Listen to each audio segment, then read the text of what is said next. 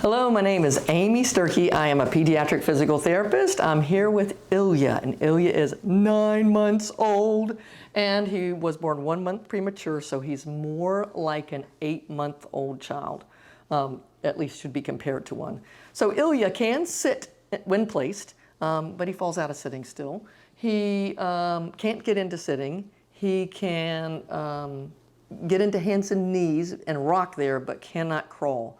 If he's in sitting, the direction he's most likely to fall is backwards. So he really needs to work on backwards protective reactions. So one of the things I do is work on taking both arms and bringing them back to prop.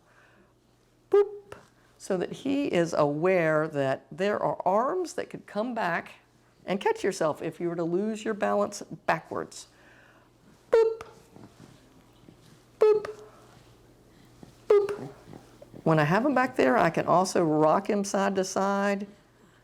So you get that feel. Again, I am holding right on the elbows like this to block them straight so that I can get him back here and propping on those elbows. Woohoo! I'm going to go to the side just a little bit so you can see.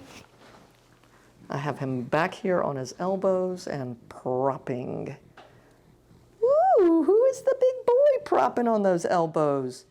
Sometimes kids just need to be aware, oh, my arms go back there? I can use them to catch myself if I fall backwards. How cool. I wish I'd thought of that before. So it's a really good idea if your kid is falling out of sitting backwards to work on this skill of weight bearing on your arms behind you.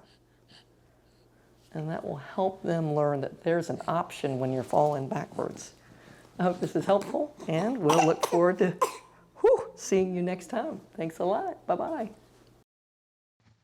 If you liked this video and would like to be notified by email when the next video comes out, click the subscribe button here and click the golden bell icon and ensure notifications are enabled on your account.